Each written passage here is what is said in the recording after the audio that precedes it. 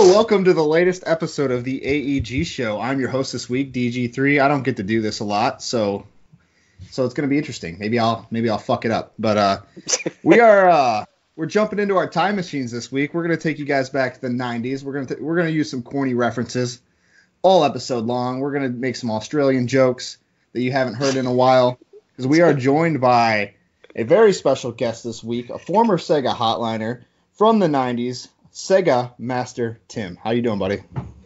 G'day, fellas. How you going? Yeah, he's going to talk like that the whole episode. Yeah. G'day, mate. And we also have the other host, who is not the host this week, apparently. We have Gustavo. Goose. Hey, everybody. And we, of course, have Marlon, the Rock of AEG. I hope everybody's been doing a wonderful time today. I'm not. It's been raining like crazy here in Miami, and I don't like getting wet. So, yeah, it's been one of those days. Stay inside. Yeah. We prepped an outline. Our main man, Gustavo, he prepped an outline. He doesn't know anything about Sega, but he put this together anyway, because he is solid. He's our guy. And I'm better than Jeff. we're gonna let Tim introduce himself to you guys. He's gonna go into why he's such a big Sega fan, how he became such a big Sega fan, especially in the 80s and 90s. And we're going to go into that famous console war between Sega and Nintendo back in the 80s and 90s. And then we're going to talk about the Dreamcast and how it affects the industry even today. And then we're going to talk about Sega as a publisher. And then we'll wrap everything up with our thoughts and kind of let Tim rattle on and all that. So we're going to jump right into it, man. Cool. Tim, let's hear about you, buddy. Let's talk about you, man. Yeah. You became a big Sega fan in I assume the 80s, right? 80s and 90s? What did you start out? Late 80s. Yeah, late 80s I became a Sega fan, yeah. Okay, and you started out, where did you start out gaming? Where did you start your gaming career? My gaming career. So I grew up in a little town in northeast Victoria. So I'm in Melbourne at the moment, so it's about a 3-hour drive northeast. Grew up in a country town called Beechworth, and I used to play all sorts of games, and even board games. It was really sad because I used to be in hospital a lot of the time because I've got type 1 diabetes. Blood sugars are always high, so I was always in hospital. So I didn't get much time to hang around with my mates when I was in hospital. So I used to play board games, and sadly on my own. So I would imagine I was other players. So it was very hard. I just loved playing games of any sort. And then I got my eyes on one of those old Pong sets. It's a little boop, boop, boop. And that was about 78, 79, around about that time. Then I saw an Atari, and everything changed when I laid my eyes on the the Sega Master System in 87. I think it was 87 when I first saw it. Yeah. And everything changed from that point on. Yeah. So that's where I come from. That's awesome, man. Like, I can't go as far back as you. I started off. I was born in 91, so all that shit. Unless he gets the time machine, it's not going to happen. Unless we get one of those AEG time machines, which I didn't have at the time. I have one now, but not in the early 90s when I was born. So I'm born in 91. My first console was the Sega Genesis, man. I had a Genesis 2. I didn't even have the original one. And I started off Sonic 2 was my first game that I can remember. I don't remember playing the first one, but I might have. But Sonic 2, man, I spent hours playing this game, man. It's just, I don't even think I ever beat it. Like, I can't remember back that far. I had 3 games, dude, and I played them all the time. And it was Sonic the Hedgehog 2, Mortal Kombat, the original Mortal Kombat, and then this Batman game. I don't even remember if it had a title other than Batman or not, but I played the shit out of that game. No. I think I'm just so lucky to be so old and see the development of video games all throughout that time. And Right. it blows my mind, when I used to get excited about playing Pong on the TV, to what you see now with open worlds, it's just amazing to see that development.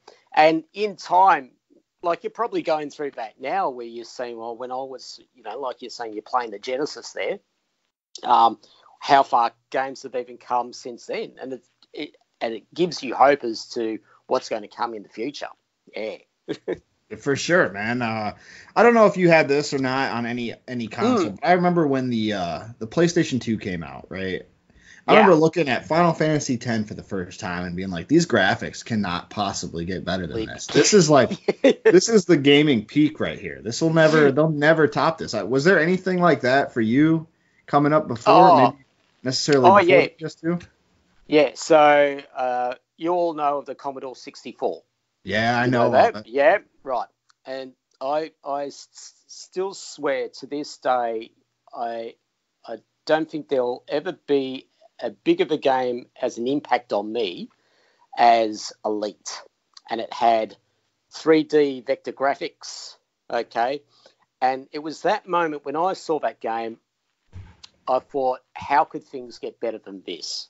Honestly, how could it get better? They couldn't possibly fill in those 3D lines. They couldn't. It's just impossible to do it. You need a supercomputer to do it. And now, we've got supercomputers in our hands, basically, with our phones. So, so now looking back at that, it just makes you wonder where gaming's going to go. It really does. So, Yeah, and you mentioned we have supercomputers in our hands, and it's funny because these will be garbage in a couple years too. That's it. You walk out there with your Samsung Note 10 or whatever the fuck it is, and people are going to be making fun of you in 10 years for having that phone. What the fuck is that? So it moves so fast, and it's even faster now than it was, say, back in the 80s and 90s. But I just didn't know if you could relate to that feeling of there's no fucking way we can top this. It's just it's impossible. But the next thing, you kind of touched on how you became a Sega fan.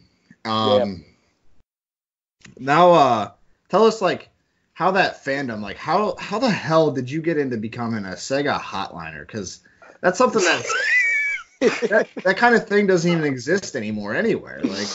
Even for the modern companies. So it's such a weird thing. And okay. So how did I get into it? So being in hospital all the time, and I had my Master System there, and I'm playing it to death. I'm loving it. He's playing Hang On. Yeah, I was playing Hang On. I was playing. Oh, let's have a look here. Let's see. Ghost House, Enduro Racer, F-16 Fighter, Fantasy Zone, Teddy Boy. Have at it. Go ahead. Yeah, why not? Well, let's pull them all off the shelf too. Yeah. Shinobi. Yeah. So I'm playing all these games and so excited, and it was, there was a magazine we got in Australia from the UK called CMVG, or Computer and Video Games, and they had a high score thing in there, and people used to, get out with their 35mm camera, take a picture or their Polaroid, send it in, and then they get their name and number, their score put in. And I'm going, I can beat all these scores. And so I was getting really good at these games. And then I thought, look, I need to know more about the games. And I looked on the back of one game, and it was Afterburner. And I saw an address in California. And I thought, right, that's what I'm going to do. So I wrote out a letter just saying how much of a big fan I was. I wasn't really expecting anything back then. Now, just remember, there's no internet. We're writing letters. And when you send a letter back in the late 80s, it would take about 3 months. Yeah, it takes a long time. 3 months for it to get from our side of the planet to your side of the planet. I eventually got a reply from a girl, a woman by the name of Judy. Judy Jet. Yeah, Judy Jet E. And she said, thanks for being such a big fan and all that. And from that day on, we were sending letters back and forth to each other. You know, I'll send through a few little things, and she'd tell me what's going on in the US. We had this strange fascination about talking about soap operas because that's all I could basically do while I was sitting in hospital. I'd watch these soap operas, and Days of Our Lives would come like on. sands through the hourglass. So are the days of our lives. Yes. So, we talk about, because the US was months ahead of us. So, yeah, and she'd tell me what was happening. So, but one day she sent through a box. She didn't give me any warning. She sent through this box. And I go, well, what's this? And I open it up and looking at this sheet, and I think it was, I think I got the name, Gavelius. I think it was Gavelius. I can't remember the name. But anyway, it's showing me walkthroughs for each level and the cheats. And then I open up another page, and it's another game and another game. Now, the thing is, we had, what I had in this box was cheats and walkthroughs for all the games that we had in Australia, but tons of games that were in the US and tons of games that had not been released yet. So basically, I'm sitting on the Google of all the tips and cheats for all the Mega Drive and Master System games, or Genesis games. Wow. And I'm like, this is awesome. What do I do with this stuff? Because, okay, great, I've got the cheats, but I can't afford to buy all the games and that. So a few months went by, and I picked up another game. I think it was Space Harrier. And on the back of, maybe I can find one here. No, on the back of the games, here we go. So if you look carefully here, it says, you know, are you stuck? Call the Sega hotline. And you can see there it's an 02 number. So that number was in Sydney. So I thought, well, how about if I give them a call? I gave them a call, and yeah, true to the word, yeah, they knew their stuff. And I thought, okay. How do I get a job there? And just about every day, every week, I would just keep on calling them. How do I get a job? And I think they eventually gave in and said, let's just give this Tim guy let's just shut him up and, probably tell him he can't get a job here, just thanks for coming and all that. So Mum and Dad thankfully paid for the plane tickets up there, and back then plane tickets were very expensive, not like they are today. Sat down for the interview, never done an interview in my life, never had a job in my life, for crying out loud, and sat there and answered a few questions. And as I always say, you always get asked this one question, and that is, well, what makes you think you would be of any worth to the company? What can you give us? Why should we hire you? And I had it all set up. I just had a gut feeling they would ask me that sort of question. And I pulled out this piece of paper and slid it across. And the woman who was interviewing me goes, "Oh, what's this? What's this?" I said, "No, have a read. And it was a game that hadn't been released in Australia or even in the US. And they go, "What? The cheats? Walkthrough? How did you get this?" And I told them my story. "Oh, have you got more?" I go, "Yeah." "Oh, can we have them?" "Well, it all depends." And blackmail. Fuck you, if you want it, give something back to me. So they would have, if it was today, they would have called legal, and they would have got rid of him. Yeah, they would have called legal. Yeah, you'd be in prison for the rest of your life now. Yeah, and Judy wouldn't have a job. Yeah. Judy wouldn't have a job. Yeah, you kind of sold Judy out. I gotta say, you sold Judy out. Yeah. Yeah. Sorry, Judy, this is my future here. Sorry, mate. Yes, and a few days later, they offered me the job. I packed up everything and headed up to Sydney. Never lived in the city before, and everything changed. It was just a rush, and I was just so thankful because where I lived, a small country town, you had two main industries. You could either work at a prison or you could work at a mental asylum. Neither of those interested me in any way, shape, or fucking way. So, yeah. But, and because I was always in hospital, I couldn't finish my schooling. So, I thank Sega to this day, because if that didn't happen, I wouldn't be sitting here talking to you today. So, I mean, this sounds kind of corny. But I think you probably will agree with my assessment. But in a way, like Sega sort of saved you. I mean, think about it. Yeah. This is a great story. This guy was saved by a gaming company. This guy was saved by video games. This is why we do the show.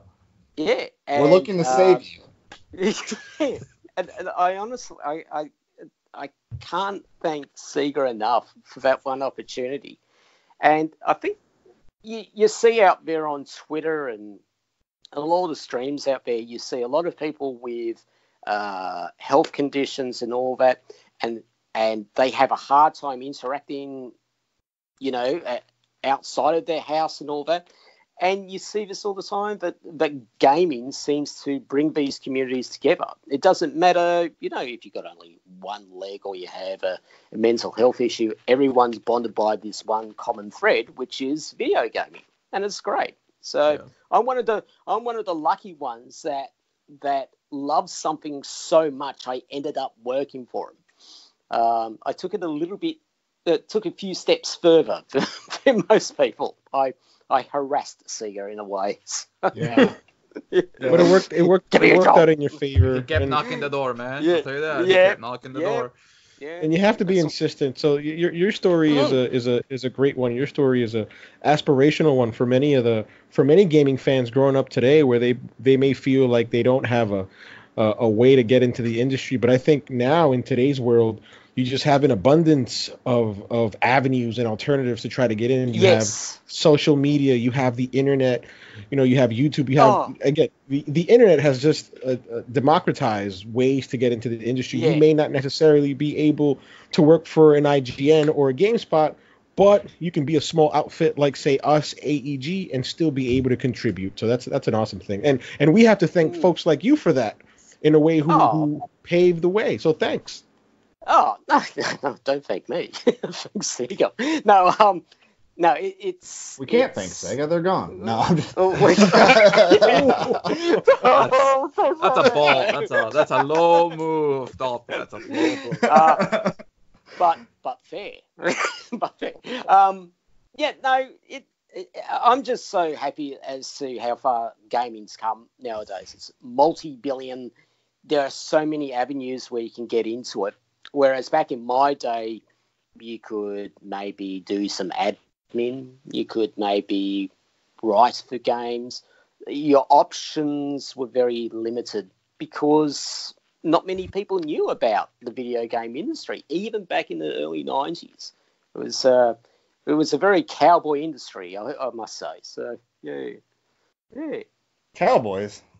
Yeah, a lot of cowboys out there. Yeah, especially in Australia, huh? Oh, yeah. Yeehaw. Lots of cowboys. Don't say Crocodile Dundee. He's not a cowboy. Anyway, no. Bush Rangers. We'll call them Bush Rangers. Like I said before the show, Crocodile Hunter is too soon. Yeah. We'll get there. The next thing I want to get into, obviously, you're working as a Sega hotliner in the 90s, right? Yeah. This is peak Sega right here. The early 90s, early to mid 90s, that's peak Sega. So yeah. You can't talk peak Sega without talking about Nintendo. Oh, of course. Especially in the early 90s, right? Because Nintendo, arguably, and especially in the 90s, one of the biggest video game companies out there, right? So you got Nintendo versus Sega, which was one of the dirtiest rivalries that we've ever seen in video gaming. We don't necessarily see stuff like that anymore. Minus Sony's E3 from, I don't know, 7 years ago when the PS4 and the Xbox One were announced. You don't see that. I remember the phrase, and Sega used this in their advertising a lot, and it was the whole, everyone's heard it, right? The Sega does what Nintendo don't. Nintendo, yeah. Now, like, you're working for Sega in the 90s when all this is going on. I guess the biggest question I have, I guess it's not even really that important of a question, but it's the only one I can't get off my mind right now. Did you Right. have Nintendo prank callers calling you guys and talking shit, or was there none of that? I'm 'Cause sure, I would've. I'm sure there was. I'm sure there was that we got him because we had a few odd calls, but I know that one of the other Sega Masters, Brian, he used to call up the Nintendo hotline, which was down here in Melbourne, and he'd ring up and ask when Sonic was going to come out on the Nintendo. Yeah, so, do little shit things like that. Yeah. Yeah, and I'm sure it happened all the time. Either we weren't aware of it, or You just didn't personally get it. Huh? we just didn't personally get it, and we just hung up on it. So, yeah, because I don't go, this is the Nintendo hotline, dickhead, hang up the phone. So. Did you guys like have meetings when you came into work, like just to talk about Nintendo? Like, hey, these guys, what can we do to get back at these motherfuckers? Like, there was a big rivalry, right? So I didn't know if you guys were doing any dirty stuff behind the scenes. Because the Sega Hotline, that was part of Sega as a whole, right? That wasn't an independent company. That was Sega. Okay, so Sega here in Australia was distributed by Sega Aussie Soft.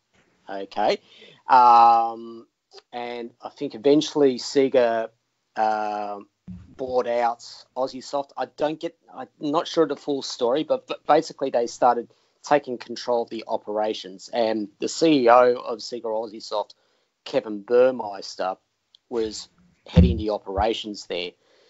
But I don't know, do you remember the name of Al Nielsen, the head of marketing?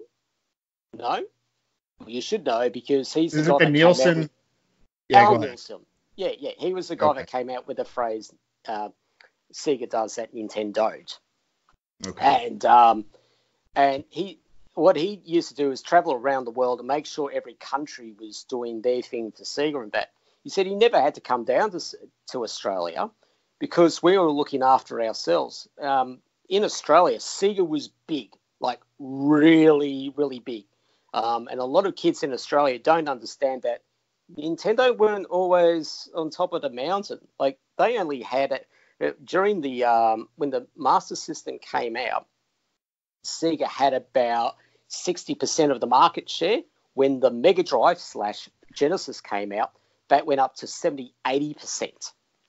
Sega was just dominating the market down here. So we were king of the hill for a long time, for about 5 to 8 years. We're on the top. Yeah. So we didn't. Al Nielsen didn't have to come down here. We could look after ourselves because we dominated the market so much. Yeah. So you guys didn't have Nintendos. You guys were... No, we did. Oh, we I'm did. just kidding. We did. We did have Nintendos, but as the years went by, as the Super Nintendo came out and the N64, obviously the balance changed there. Yeah. Was it just was it Sega's advertising in Australia, or like was it heavier down there than it was anywhere else, or it just happened to be the way it bounced down there? It wasn't heavier, but there was a lot. I wouldn't say it was heavier, but it was a constant. It was a constant. We were sponsoring things. We were sponsoring one of the NBL teams down here, the Sydney Kings. Our logo was on the deck. You know, it was everywhere. We'd have Sonic turn up, little mascot turn up to the games and that. And we'd hand out games. We used to go around to schools and shopping centres and have road shows. We were everywhere because we were making so much money down here. We covered the market and dominated markets so well. Yeah. Oh yeah, man, that's cool because I don't. It wasn't like that here. Obviously, Sega was popular in the '90s everywhere, but I would say here I had a Sega, but most of my friends had Nintendos. They had the Super Nintendo or the NES, and then obviously migrated to the N64 or the PS1 at the time. But so I went from a Sega Genesis to a PlayStation, an original PlayStation. I don't know, probably later '90s, '97 or so. So I guess I can kind of relate to you a little bit, but like I know my buddy Gustavo here, he's not really familiar with Sega. He's been saying that all week because he's our perfectionist, right? He wants to make sure everything goes well, and he's like, "Fuck, I'm not too familiar with Sega. We got this Sega guy coming on, and I'm freaking the fuck out." But he always manages to do that. So he's our guy that he didn't have Sega consoles, so and he's probably the majority here in the United States, I would say, because a lot of my friends didn't have a Sega. Gustavo, it's never too late, Gustavo. Join us. Never too late. Join us. 30 years later. Yeah. Our last console came out 20 years ago, but join us. Yes. Actually, my experience with Sega consoles has been very, very minimal. My mom bought her nephew a Sega Master System years before I was born, and then my cousins and I got it as a hand-me-down. We used to play that as a kid, and I think the only game that I remember playing for it was Hang On, which is why I brought up that reference. But that's the only one that I could think of. But I did get a Dreamcast about a year before the PS2 came out, but by then I remember I think Sega was going out of the hardware business, because I remember here in the States they had a bundle where it was $99. And you got a Dreamcast with an extra controller and 3 of the 2K sports games, which were MLB, NBA, and NFL 2K. Wow. And I think that I got Sonic the Hedgehog as an extra and Crazy Taxi. Oh, fuck, Crazy Taxi. Who doesn't remember Crazy Taxi? Yeah. I remember. And Hydro Thunder, too. I loved Hydro Thunder on the Dreamcast. Yeah, I played it on PlayStation, I believe. Or no, I played it as an arcade game. That's where I first played Crazy Taxi. I don't think I've ever actually played Crazy Taxi on a console. My dad was a truck driver, and when I was a little kid, I used to go with him. So we'd stop in like truck stops, and there'd be like arcades in there, and I'd get to play these games. And Crazy Taxi, man, that was such a fun one to play. And then like Goose said, Hydro Thunder, that was so fun, man. I'm glad you brought those 2 games up. For real. Yeah. Epic. So while we're on the topic of you working for Sega and stuff, obviously I don't know how long you were there, how long you stuck around.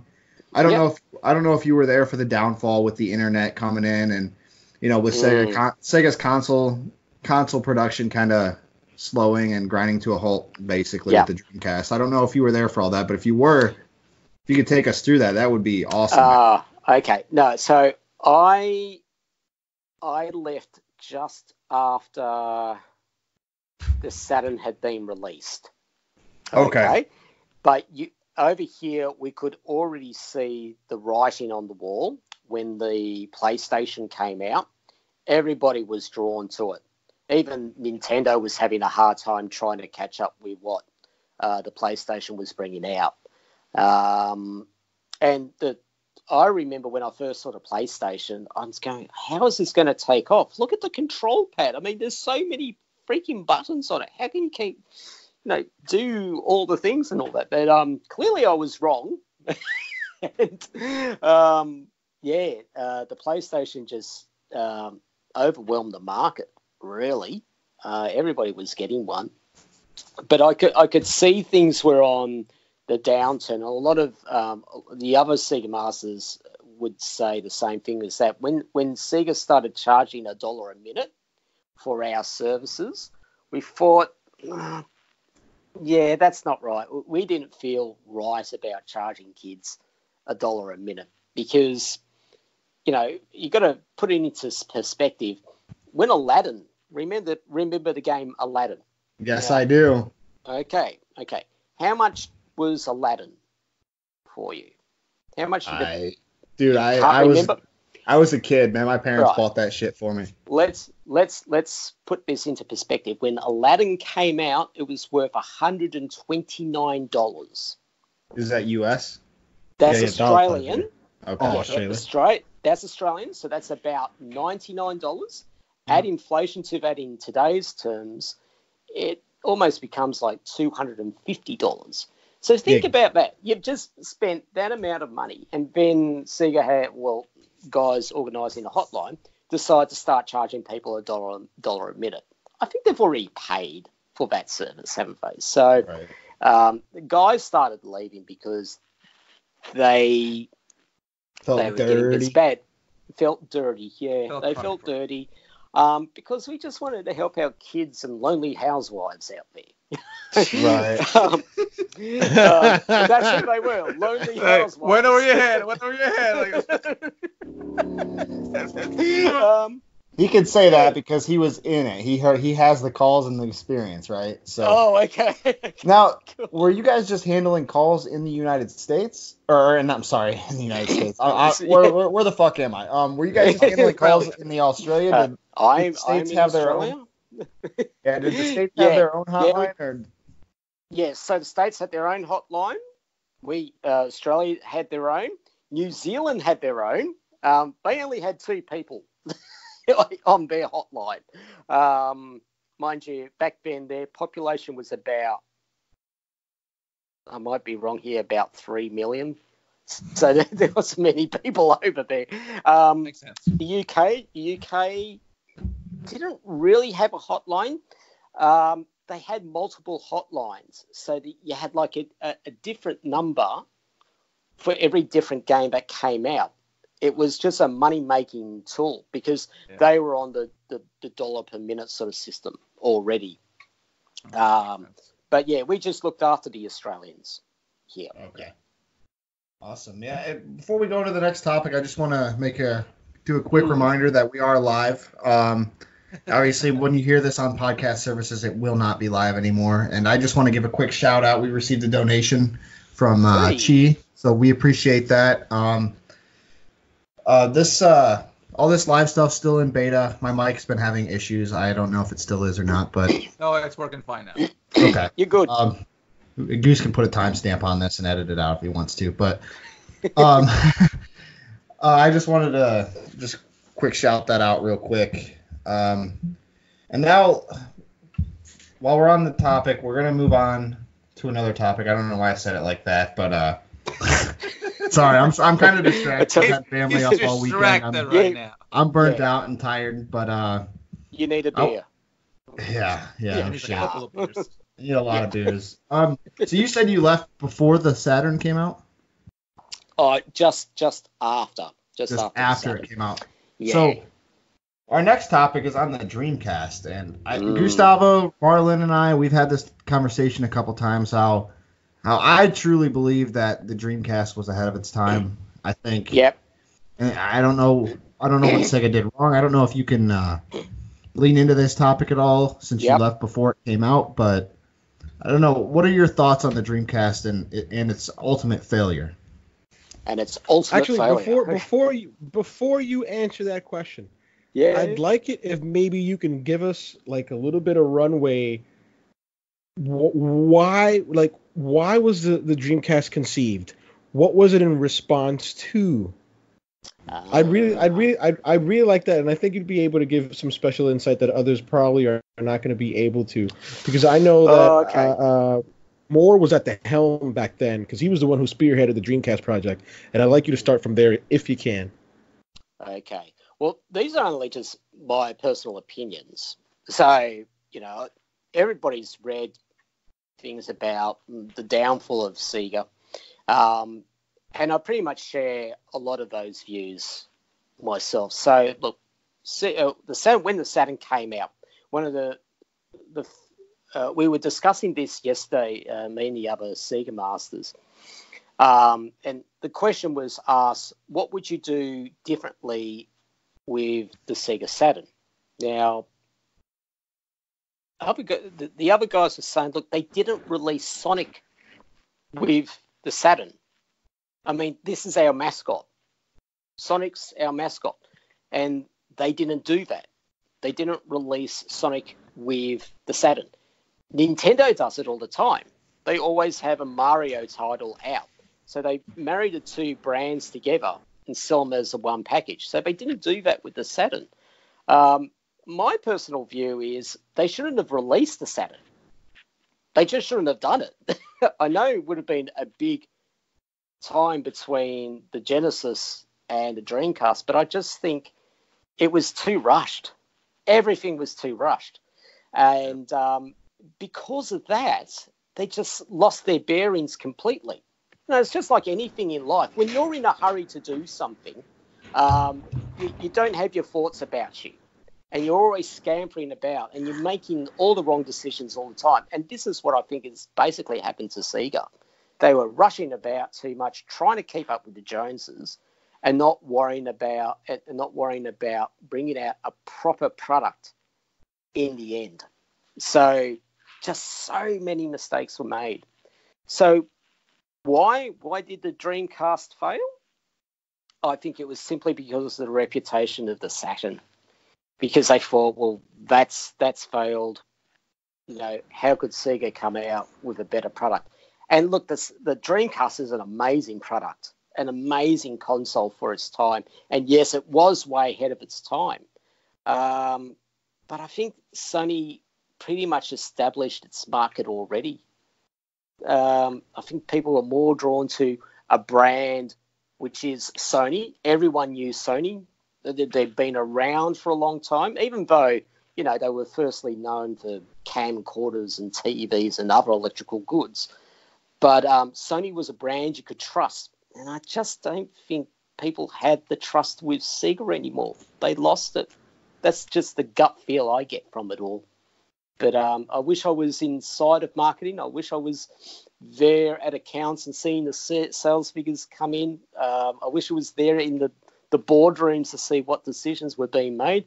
And I guess, maybe we might find something out in the Console Wars series if it ever comes out. Yeah. That's a good one. Oh man, that's crazy because like you said, you dove into it a little bit with the Sega Genesis. God damn it. I'm sorry everyone watching this. The Sega Dreamcast being ahead of its time, and you mentioned Sony as a whole. Like obviously you said they were known for their cameras and their televisions and other electronics, the Walkman, right? Who can forget that? Yeah. But the thing is, by the time the Dreamcast had come out, the PlayStation was already well established. I can't give you the sales figures of the PlayStation in 1999. I know lifetime it sold over 100 million units. So Sony had already been established with the PlayStation, and then the Dreamcast came out, and it came off the heels of the Saturn, which was the consumers lost faith in Sega. They lost faith in their ability to put out a quality console, even though the Dreamcast, in my opinion, like I said, it was ahead of its time. It was amazing, right? I didn't have one growing up, but a couple buddies did, and it was amazing. So, I think you covered it well. Yeah, and look, don't get me wrong, I love the Saturn. I really do. It's amazing what they were able to put together in such a short amount of time. I don't know how they did it. If you pull the thing apart and you look at the circuitry and how it was all put together, it looks like a complete nightmare. But they got the job done. And I've been in. I got in touch with a contact here. His name's Shane Batty, and as much of a Nintendo fan that he is, he loves the Sega Saturn, and he's got the Pro. What has he got? He's got the dev kits for him, the big ass units. Yeah, he's got the dev kits, and he's even got he brought it into a meeting one time down here in Melbourne. The one and only prototype that was released for CES 94, 95, the winter CES, the one actual unit. And you can see the telltale signs of what it was going to look like in the future. So he's now in the process of putting an actual Saturn, the circuitry and all that, into the prototype version of the Saturn. And it's going to look sick. And yeah. But look, the Saturn is amazing. The Saturn is amazing. But there were just so many mistakes. And I just think they shouldn't have released it. Maybe they should have just, cooled their jets, waited an extra year or two, and brought out another product. And I think another thing that one of the other guys brought up for the reason for its failure, for the Dreamcast failure, was the 32X. Because, you know, the Tower of Power, you got the Sega CD, then you got the Mega Drive, then you got the 32X, and another thing in it that's it just looked ridiculous. Too many peripherals. It just looks like a tower by this point. The thing that really bothers me, and this is coming from somebody who played the Genesis when he was a kid. Yeah. That when the Genesis came out, and I had a 6-pack with, you know, Sonic the Hedgehog, you know, and I just loved that console. There was an amazing lineup of games in that console. When the PlayStation 1 came out and the Nintendo 64 came out, you know, you didn't hear, like, you looked at the Nintendo 64, you look at the PS1, and then you look at the Saturn, and you're thinking, I don't understand. Like, why would I pick these two consoles who are doing 3D graphics over the Saturn, who is still doing, you know, 32-bit graphics, and it looks okay, but it's not this leap like Nintendo 64. And that's right. Then when I came to the States in 2000, you know, I didn't hear anything about the Dreamcast until way beyond when I already had a PlayStation 2. And I look back on it and I go, they had that on the back burner?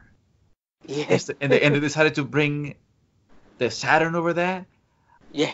I'm with you, Tim. I think they should have just kept the Saturn in the back burner and they just released the Dreamcast over it, because it was a much better console. Like, the lineup was better. And people were saying, oh, you know, they had, you know, Dreams and stuff like that. I get it. The Saturn was a really cool piece of upgrade from the Genesis, but it wasn't going to compete with PlayStation 1. It wasn't going to compete with Nintendo 64.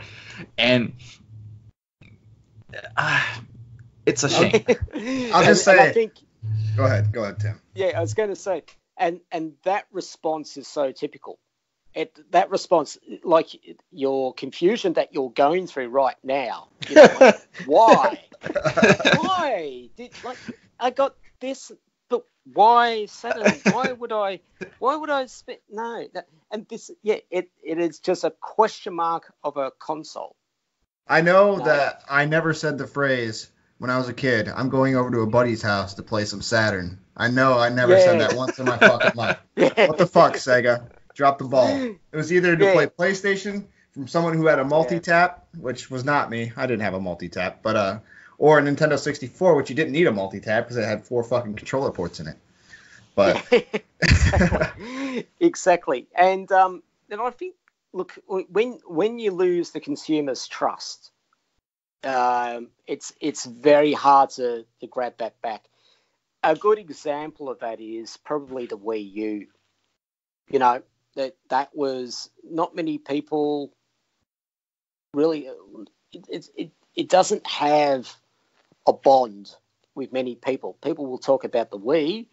People will talk about, you know, all the other consoles, but the Wii U is sort of like that strange cousin you talk about. You know, very bit odd. You know. It also didn't help that it was made by Fisher Price. You know, that too. Didn't really help with it. Tim, I don't know if you can answer this question, but we just got a question in chat. Why they use 2 Hitachi SH2s for the main processors and only build it as a 32-bit system? Do you know why they did that? Can you answer that? No idea. No, I can't answer that. Okay. Hey, he's like stumped. No.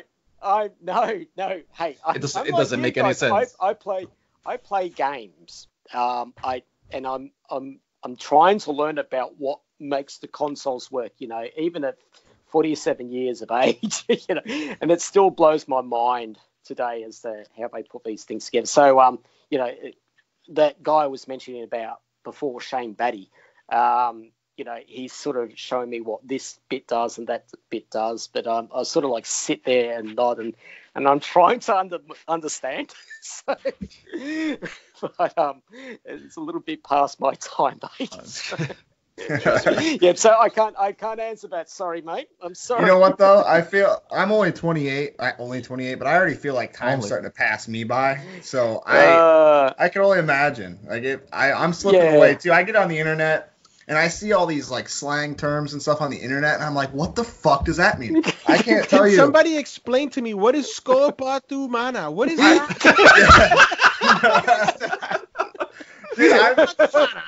I've Googled shit so many times. It's not recent either. This is like 5 years in the making. I had to Google what faggot meant like 5 years ago. I didn't know what the fuck that was. So it's been going on for a while. Freaking Goose comes in and he asked me, "Yo, question, what the hell is a waifu?" And I'm like, yeah, don't even get into that. Don't even get into that. That's a black hole right there. I text Marlon on the chat, and I'm like, Marlon, I'm a little embarrassed. What is a waifu and a husbando? What is this? Like, I'm trying to explain it in like the most positive way that I can spin it, and it's wrong all the way. Wrong. I'm just getting old. This time. I don't know what it means, but I don't. Here's the thing. Go ahead. You gotta understand the context of what was happening in the 90s with Nintendo and Sega. We were in this war of 8-bit over 16-bit, over 32-bit, over graphics super processor that at the end of the day, it was just jargon that just made absolutely no sense whatsoever. Same thing that's happening now with the whole 4K and 8K. You know, you're talking about monitors and processors that not the average consumer is gonna look at it and go, yeah, I can see the difference. Like, no, somebody has to be very minute into it to look at every little detail about it. And the thing for me, and talking about just Sega in general, it always felt for them like it was a race against time. It was always a race against the next console, the next big thing, and it got up to them because Sony was in the back burner going, you know what, we're gonna wait, let these two at it, let Nintendo and Sega bust their butts out, and we will have our team make the best console that we can make. And that's not entirely true because Sega and Sony were working together on a console. There's actually prototype videos and shit of that out, but wait, wasn't that Sony and Nintendo? Yeah, Sony and Nintendo. Did I say Sega? That's Sega. Yeah. Okay, well, I'm sorry. It was Sony and Nintendo. Two guys butt each other out, and we'll just sit back and we'll just profit when we get the thing. Right. Yeah. So, I would have loved to be like a fly on the wall in internal meetings over in like, you know, headquarters of Sega Japan to see like what were the last hours. Like, for me personally, like I'm not very familiar with Sega, but I always chalk it up to mismanagement and either lack of vision or lack of a team that doesn't know or is unwilling to implement that vision. Because like we all agree and we're all in consensus that the Sega Dreamcast was ahead of its time. It did face a juggernaut 18 or however many months later with the PS2, which probably is the biggest factor as to why it went out of business. But if you look at that whole timeline, I would just love to go back in time and see, okay, what were the key decisions that Sega made that made it fail as a hardware manufacturer? Because if you look at Nintendo, they've been very successful with hardware, and I don't want to be reductive. We all love Nintendo, but you know their hardware isn't as powerful as their competitors. There's always some sort of a gimmick, right? Either with the 3DS or with the Nintendo Switch, and they have somehow found a way to carve up a niche in the market and still be successful on the back mostly of their first party games. I don't want to compare software lineups, but Dalton said a great line when he says, "Hey, when I was a kid, I never told my parents, hey, I'm crossing the street over with my friends to play some Sega Saturn," right? and that's being mean to the Sega folks, because I am positive that the Sega folks had an amazing lineup of games, but in comparison to a Nintendo, I just don't see, you know, people love Sonic. But again, just going back to the hardware, I would have loved to have been a fly on the wall just to see what was going on. Like, was there any like sort of infighting? Was there any maybe a little bit of a tribalism in between those Sega teams? Is that something that maybe you can share on or shed some light on? There wasn't because basically where the hotline was, we were downstairs and all the corporates were upstairs. Okay, so we didn't really get to see much of what was happening with what was going on with the boardrooms or that. Okay, so you guys were siloed off in that sense. In the sense, because we were all casuals. As much as they welcomed us as part of the Sega team, we were all basically kids. We played video games, and you know, I can't say that they looked down on us. Of course not. No. Our business sense was clearly not mature there, and I can understand that. They would not involve us in those sorts of things. Yeah, not at all. No, because that's business. I understand that now, but I didn't back then. Actually, what I will ask, because again, not to be, I like the word reductive, but not to be reductive, but being a Sega hotliner in its most barest sense was customer service, and unfortunately, I know a little bit too much about customer service working in higher ed. But were there any peaks and valleys? I'm assuming probably towards the holidays, you guys got a rush of phone calls, or if there was like a big first party title that was about to drop, and then after it dropped again, there was like a swelling of phone calls. Could you speak to that in your experience, or give some anecdotes? Oh my God, yeah. So Christmas was always mental. The phone would not stop ringing. There'd be like a team of 8 of us there. We were all taking calls, and there was just no break. And we'd get somebody to order pizza just so we could eat between calls and that. That's when it was at its most busiest. And the other problem is that, see, our job was basically to help out people through games and that. Mm-hmm. But then the tech issues would be given to a different department. But because the tech team had gone on holidays for Christmas, we got lumped. Yeah, we had to deal with that. So, my Mega Drive is not working. My Master System's not working. I bought this game, and so we had to deal with that as well. It was just an amazing influx of calls. And it wasn't just for one day. This would go on for about a week of all these calls. There will also be school holidays. So we have, I don't know what you have there in the States, but there's 4 terms for all the schools in Australia. So there'd be 4 times in the year that, kids would be home and calling up. And same with parents and the lonely housewives. And then you've got your weekends, obviously. So did they ever ask you what you were wearing? The lonely housewives. He's referring to the lonely. Oh my God! That's quite funny. Thank you for calling the Sega hotline. This is Tim. Hey, Tim. This is Jared from State Farm. Can you hear me now? Hi. But there was one woman, her name was Diane, and she was one of those lonely housewives. And we had a competition one year where if you drew a picture, drew a picture of Sonic or that, whoever had the best one would get a year's worth of Sega games. And Diane, her son, drew a picture, and it was obviously violent, Sonic and Knuckles bashing the living shit out of Mario, and there's blood and flesh all over. No wonder. So naturally, that one won. We actually framed that picture. Framed that picture. Where was Peach? I hope Peach was safe from harm. It was with Toad, okay? That was in the other frame. Anyway, so and she ended up working for us, Diane. Yeah. So that lonely housewife actually ended up working with us, and she was, a great worker. But it was either kids or lonely housewives. But peak times are always holiday periods, weekends, and Christmas Day was just horrendous. And look, I think that was one of my regrets for working with Sega was that it was easy for the other guys to have Christmas with their family because they're in the same city. I didn't know anyone in Sydney, so I couldn't just pop down to my family down in Victoria and just pop in for the day and then head off back to work. I couldn't do it. So I missed out on a lot of Christmases with the family, unfortunately. Yeah.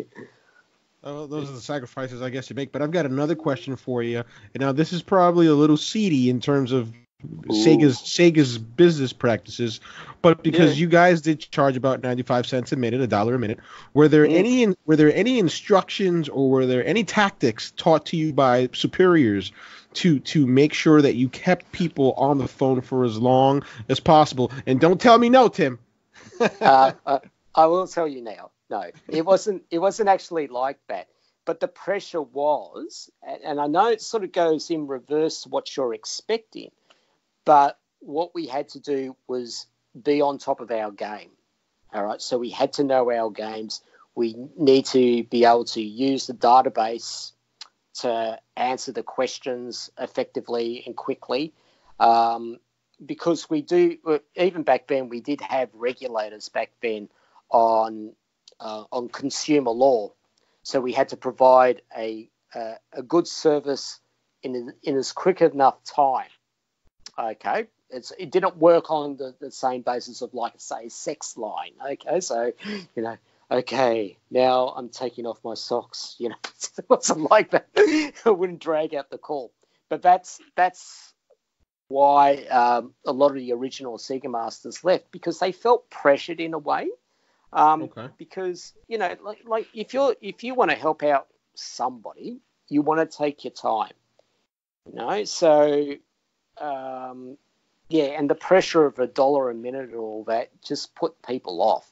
Gotcha. It was. I can imagine that it was probably a situation where you have to give them just enough information so they could understand the problem, and if they didn't understand the problem, they will call back again. Yeah, which would make them spend. I'm guessing that because if you're having a lot of volume of calls of people just calling to ask questions. If you give them just information, just to give them a hint to be able to beat the game, but not go through them step by step by step, a lot of people are not going to get it at the first try. That's right. Yeah, and what happened with the hotline afterward, just after I left, it got sold off to a telemarketing company that was based in Bondi Junction. It's sort of like a suburb just before that. Famous beach, Bondi. So it was sold to a telemarketing company in Bondi Junction. And what they did is that they let go of all the staff. That was the first thing. And I think they upped the price per minute. I think it was maybe $2 a minute. And then they brought in all these people that liked video games, but they didn't love Sega. So they didn't know anything about the games. And the clincher was that they weren't allowed to play the games. So like, you gotta be kidding me. Yes. Okay, wow. Yeah. So they weren't allowed to play the games. And there was, like, we were discussing this yesterday. I think I was the last one to leave. And a new manager came in. And she started this process. She started to lock away the games on the weekends. And I'm thinking, well, kids play video games on weekends. We need to play the games if we get stuck. If like, say, a kid's stuck somewhere, sometimes you need that visual reference to play the game while you're helping them out on the phone. And she would lock away the games on the weekend. And you just knew this is just not going well for us. I mean, you're making these really poor decisions. It's that old line, adults know best. Well, sometimes they don't, because adults don't. If you don't interact with the customers, which are the kids right now, if you don't know what their needs are, then you're not in the right position to make these choices. It's just stupid. So it's dumb management decisions. Was there at any point when this new management took over at I think you said Bondi Junction, was there any effort or any outreach to speak with the remaining crew to sort of ask what to do going forward, or to get some input of what to do going forward? No donuts. They thought they knew best, and they didn't last very long. I think it was about 6 months they lasted. Yeah. Wow. Yeah, they didn't last. And there's two reasons clearly for that. One was the price. And the internet. And the internet slowly coming on, and obviously the PS1 coming on board. So, yeah, there were a lot of factors why it went downhill. Yeah. Right, so speaking about... Go ahead, Mike. Go ahead, buddy. No, I was saying, like, it always... Whenever I read the history of Sega and how things came about, like, for example, like an old article from Tim Fowers, from the old IGN, it always reminds me that Sega didn't go out with a bang. It always felt like it went out in a whimper. It just slowly dead. Yeah. And when you look at how much, like you were talking about, Tim, the amount of market that they used to own back in the early 90s, it reminds me of like the old, like what happened with the Xbox and Sony in Japan, there's no market for the Xbox. Right now, Sony and PlayStation on the Japan market is just king there. And to be able to, the fact that Sega let that go in Australia, and we just basically said, you know what, we're just going to thin ourselves out and just keep pumping out these consoles that may or may not work. And they went out like that to the point where they decided we're not going to make consoles anymore. We're going to start making software. And the fact that, like Dalton was talking about, that in the early 90s, there was a huge console war between Nintendo and Sega, that they both hated each other. There was always like commercials about, Crash Bandicoot crashing against, Dude, I want to get back to that. Like, I want Sega, or not Sega, Sony and fucking Nintendo or Microsoft to just fucking go at it, but they won't. Yeah, why not? No, they won't. No, I don't think Mario and Sony. We got Mario and Sonic in the same game, for crying out loud. That's never gonna happen anymore. I just don't think that the market allows for something like that to happen. I think for us as fanboys, it's something that we would want to see, right? Because at the end of the day, we are fans, and even me, like, I try as hard as I can, and you guys know, the folks over here at AEG, you guys know that I try my hardest to be that guy who goes down the middle and to stay above that fanboy, to stay above the fray of that fanboy stuff, the wars and all that. But at the end of the day, I am biased towards Sony. Right, if I had to choose one, right, if somebody put a gun in my head, a Nerf gun, by the way, and said, Sony or Microsoft, which one is it? Which one? And I'd have to go with Sony. But I think that the market, the way it works now, think about it. Developers make video games using Microsoft tools, right? Sony first-party developers working now create their game on a PC, and then they either port it over to a PS4 or next gen PS dev kit. Yep. I just don't think the market forces allow for that type of bashing that we used to get back days in the Nintendo. I mean, thinking of Nintendo, I don't know if you remember this, Tim, but Nintendo used to. Oh no, not Nintendo, but Nintendo used to like sort of gate how many games third-party developers could put on their platforms to make sure that they didn't outsell first-party Nintendo games. I mean, that is just anti-competitive. You would have Konami set up different like shell corporations so they could put out more games a year because of stupid Nintendo like anti-competitive rules. I'm like, who does that? Yeah. Here's the thing for me. Not only would the market not allow it, but the fact that we are living in a generation of gamers who feel victimized, who feel bullied, quote unquote, whenever they don't get what they want. And I'll give you a best example. If Sony started making like a console war against Microsoft, will be PlayStation against Xbox, and you would start having these commercials of like PlayStation is the best, Xbox sucks. Yeah. You're going to start seeing a lot of articles going, Microsoft is making fun of Sony users. We feel victimized. And you will see all this dribble from that will go on Twitter, and you hear all these people talking about it. Say, I feel victimized by this. We're not living in a type of generation like back in the 90s where you would laugh at that and you think, oh, that's just fun. No, now they take it too much seriously to the point where it's like, oh, come on, man. Don't people back then probably would have taken it seriously too, but they couldn't get on the internet and talk shit about it. So. Well, the AEG hypothetical of the week. Yeah. No, that rivalry was really strong. There was an instant. I was mentioning before, an instance where so. As I said, we sponsored one of the basketball teams here in Sydney, the Sydney Kings, and we have a guy rock up in a Sonic suit. Okay, so he's there, he's got his Sonic gear on, and then yay, it's Sonic, yay. And the guy was doing it one day.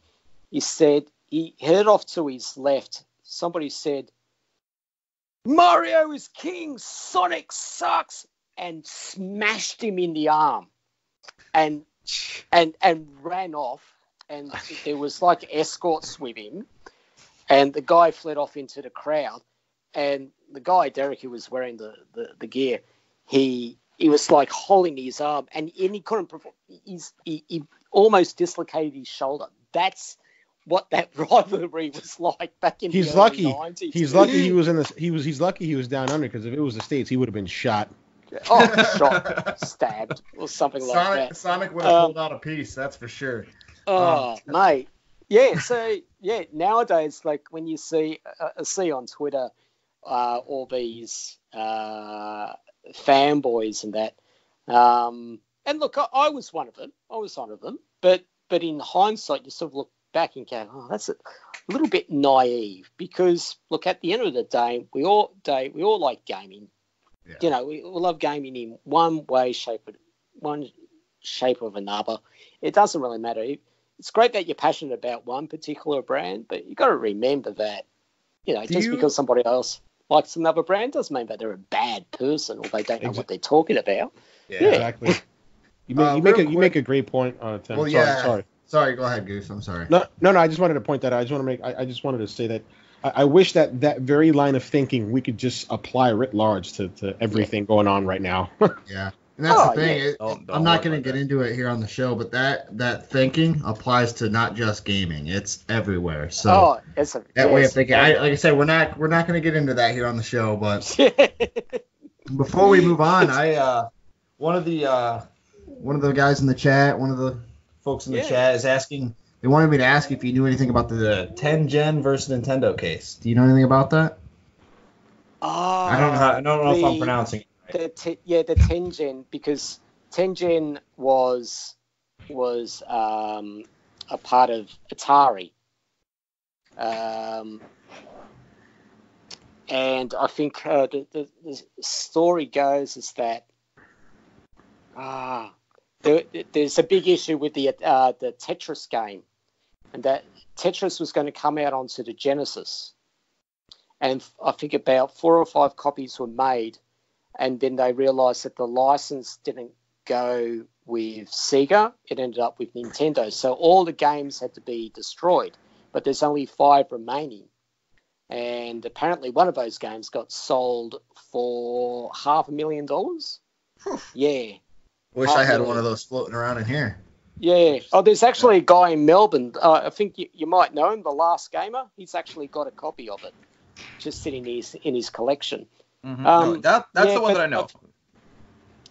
But I don't know the in-depth story about 10 Gen and Nintendo. All I know is that there was a period of time that Atari had the license. Sega had the license to do 10 Gen games, and then it changed over to Nintendo. I think that was the case. But sorry, whatever your viewer's name is, I'm probably completely wrong and completely fucked that up too. He definitely knows what he's talking about for sure. So yeah, but 10 Gen, the name originated the same as Atari. Atari The name for Atari originated from a starting, I think, a move or a starting position in the game, ancient Asian game Go, and Tengen was a similar move. They just used a different name.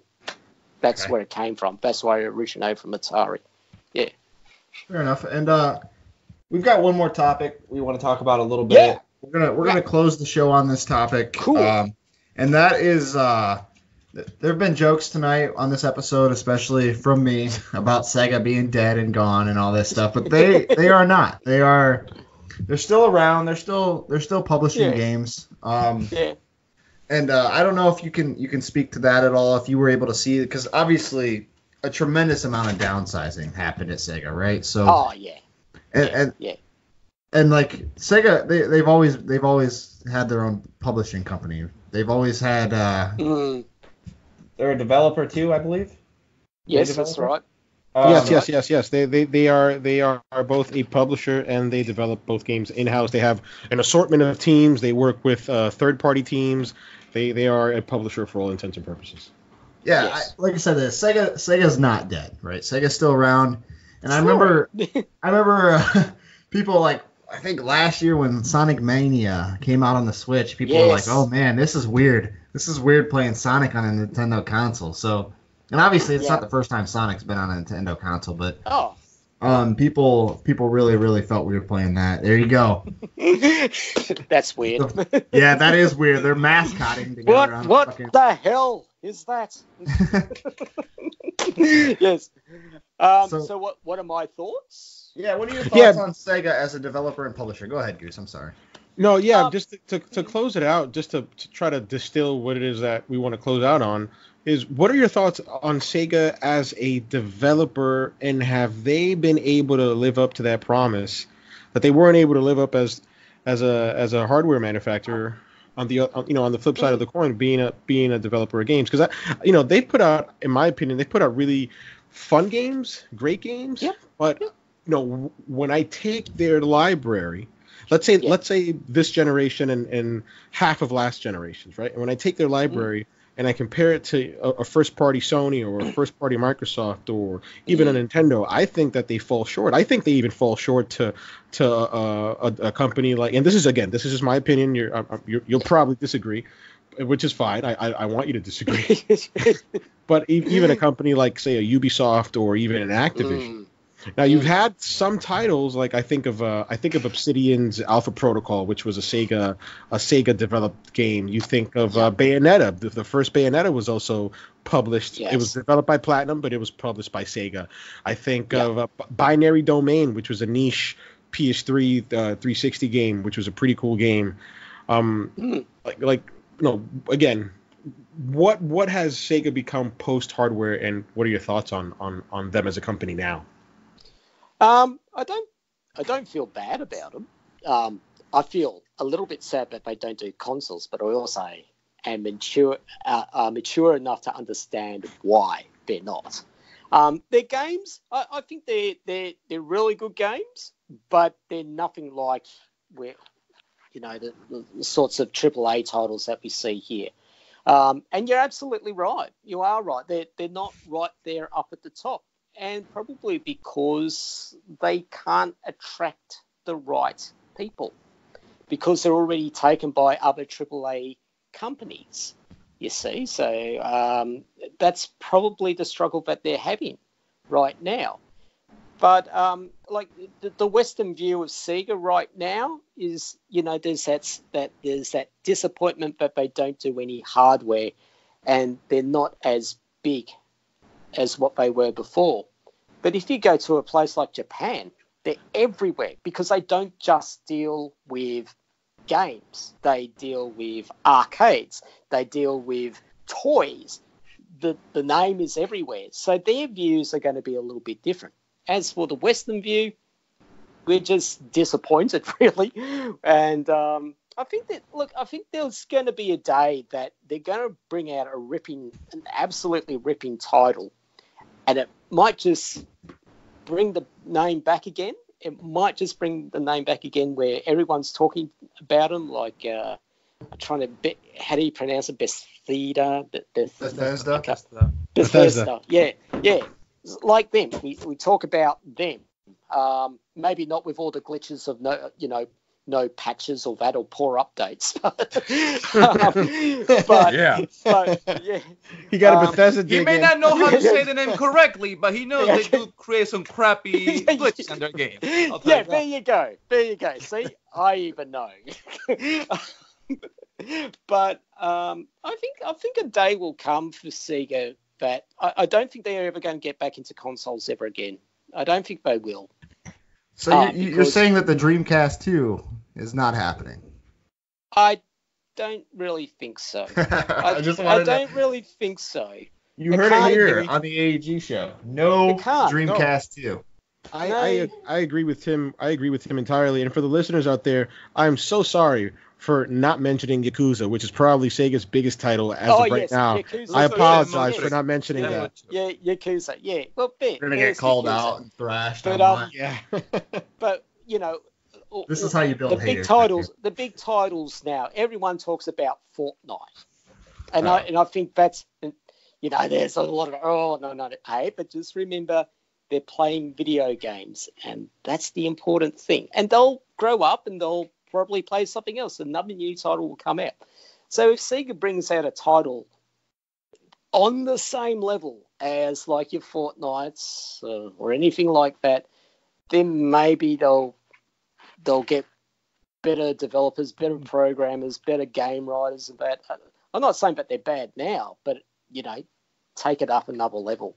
But they'll come back one day. They'll come back one day, but not in consoles. No. They haven't broken out. I know exactly what you mean. Like, you think of Activision, they've got Call of Duty. You think of Ubisoft, they've got Assassin's Creed. You think of Epic, they've got Fortnite. Yeah. And in relation to your comment about hardware, I just don't see how they could put out hardware in today's market.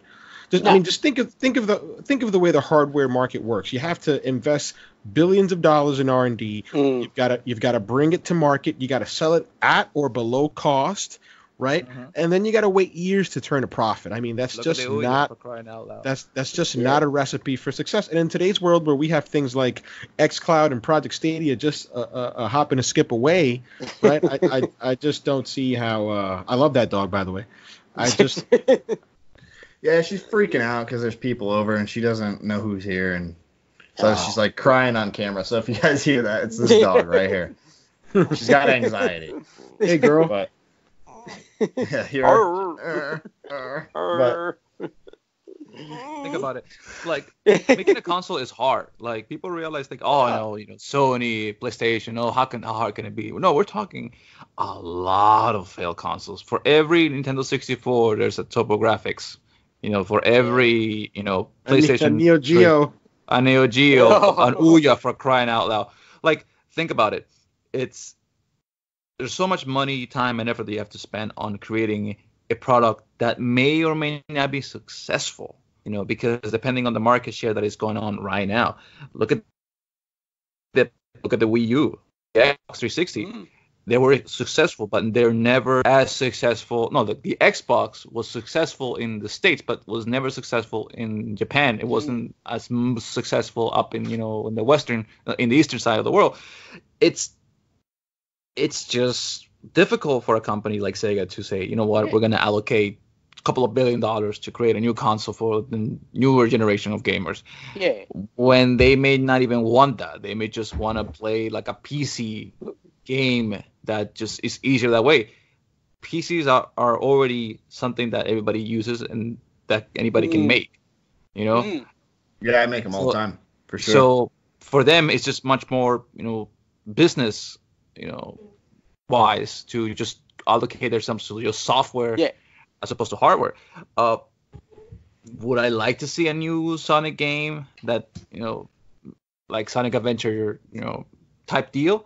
Yeah. Do I see it happening in the near future? No. So yeah. Actually, Tim, before we close out here, I think this probably will be it'll be my final question. If you could somehow magically manufacture your dream next gen Sega console, what would you want out of it? How would it look like? What could it do graphically? Just, I'm pretty sure that you've thought about this countless times of what would my ideal next gen Sega system would be. Okay. Putting him on the spot here. It'd have to be at least 8K. Shooting 8K. For the stars. Yeah, shooting for the stars. It would have to be a multi-platform device, so you wouldn't just play games on there, but you'd be able to hook up your Netflix or whatever type of media that you have out there, because that's where movies are going now. So they would have some sort of licensing agreement with Netflix in some sense. It also would come standard with a keyboard. So you would be able to do your web browsing easily on your regular TV.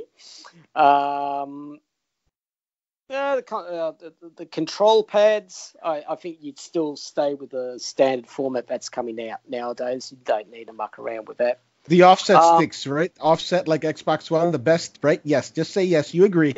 Okay. Parallel sticks. I'm telling you my age. I'm showing you my age here, but I have such a hard time with today's control. He's like, fuck really sticks. I use a pad, motherfuckers. Use the Sega. Like, what? I just want to punch. Which button is it? Fighting stick. Oh god. What else would I want? I would just want the best that you can possibly get at the time. But you can have the best thing, as we've already seen with the Dreamcast. You can have the best, most advanced console of all time, but you've got to be able to market it well. You've got to promote it well, and it's just so hard. So yeah, you can have a dream console as much as you want, but it all comes down to sales figures and how you market that product. And it's all about these things, the games that come with first and third party. You got to do it all. You got to do it all. So look, pipe dreams, and look, maybe in 15, 20 years time, we won't even be talking about consoles. There'll be some other format. Look, the companies. Well, look, we've gone from DRAM chips to CDs, and now things are going online. You download the games offline, and that's being cost effective, and it's easy to develop. It's easy to sell out on the market, get it out there. You might see a similar sort of thing happen with consoles. I'm just speculating. Yeah, speculating. That might be the way it goes, because all companies really want to do is save money. If they can do something easier and cheaper, they will do it. So, we might be having that conversation in 20 years' time. So it sounds like Tim's dream version of the next Sega is a pretty high-end PC. Oh, God. As soon as he said keyboard, I was like, you just walk right into that. Yes, but the thing is with his console is that it has modular parts.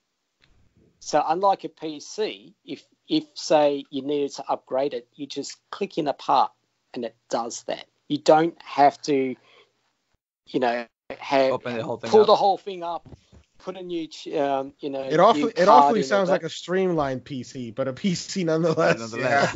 But it's describing a PC that's plug and play. Look, new GPU, click. It's like a seatbelt. Look.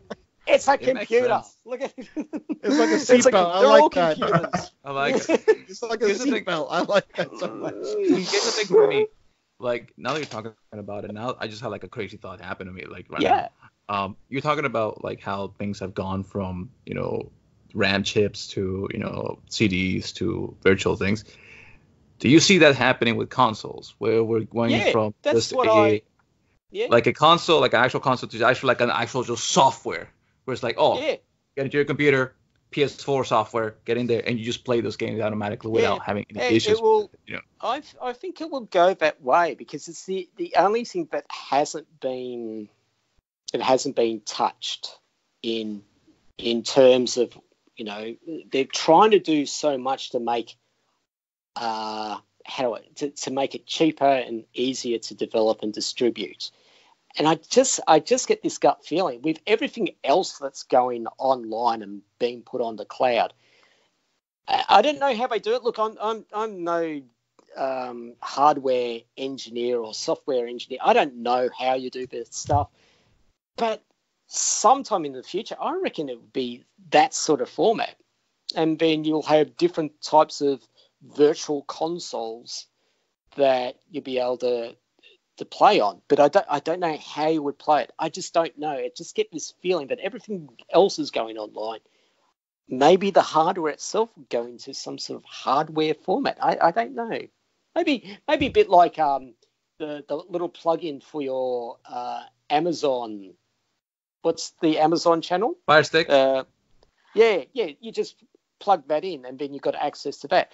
Be a similar sort of tool, maybe something like that. But I don't know. I'm just talking shit now. So yeah, that's what happens when you get questions.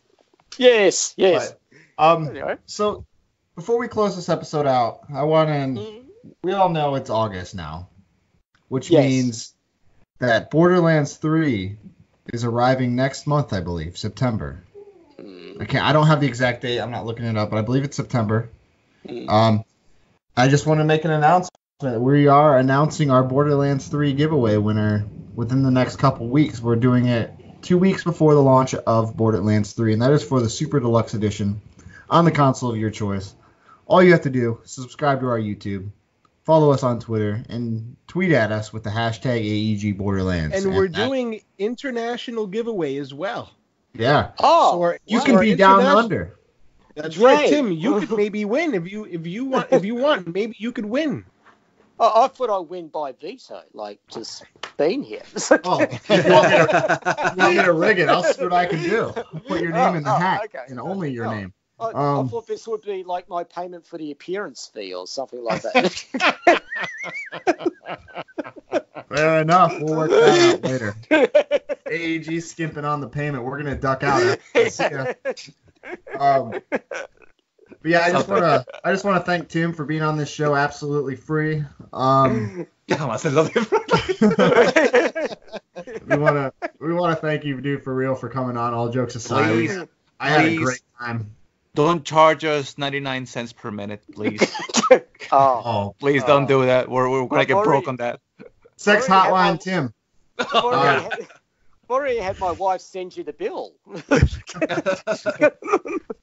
Fair enough. Just have her donate it to our Street Labs. But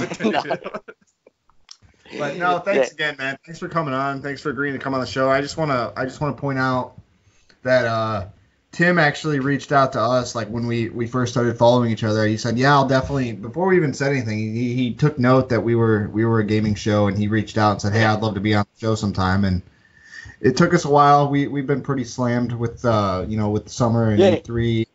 All that other stuff, but we got around to it. He's been on the show now, and thanks for coming on, man. We all really appreciate it, for sure. Thanks for having me. And is there anything that you want to plug? Me? Plug away. Plug your Twitter, your Facebook, or whatever you folks are into these days. MySpace. Phonex. Put us in your top 8. Alta Vista. Okay, so my main channel is just my Twitter. So just look for @TimGadler.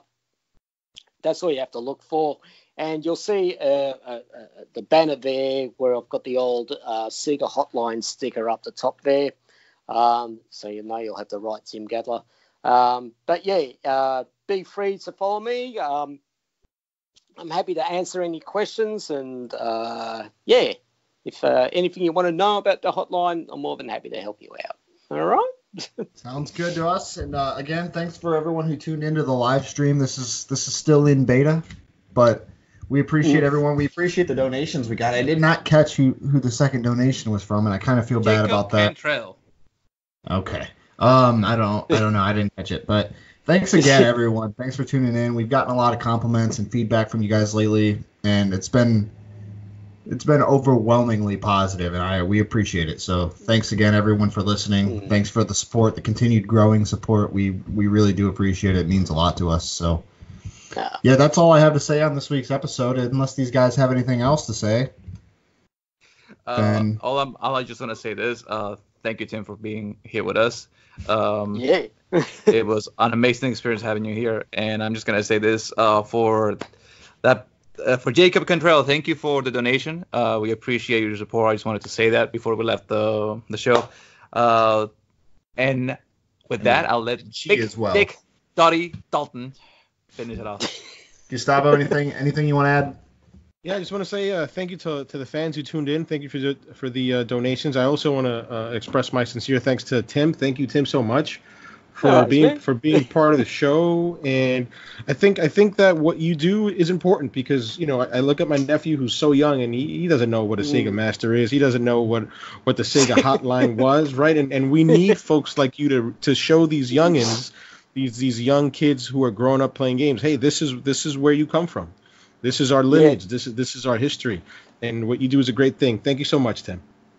Oh, no, thank you. And look, to be honest, I didn't realize the amazing following for retro gaming itself and the history, because I went to a gaming market for the first time, and what I was surprised was the diverse range of ages and genders, people so keen on it, and I'm realizing the more I put myself out in public, people are saying, "Oh, I remember calling you guys," or "Thank you so much," and just that recent thing on where we ended up on the front page of Twitter, front page of Reddit, and people saying, "Oh, thank you, you guys are legends," and one guy actually called us the Beatles of video gaming. That's really, and we're just like, me and the other hotliners, we're just blown away by that. But yeah, all I can say is that I'm a living relic as my Twitter. Hey, we're not too far. We're not too far behind you there, man. We're not. Yeah, we're getting right there. Living relics of the hotline days and the video game wars and that. So, but it's been an absolute pleasure. Thanks for having me, and thank you for understanding my language. Oh, we just made it up as we went. We have no idea. Yeah, very good. Are the subtitles coming in? Yeah, because we have subtitles for Marlon already. We're good. We got closed captioning. Again, thanks everyone for listening. Thanks for the continued support, the growing support. We really do appreciate it. That's gonna do it for this week's episode. Thanks again.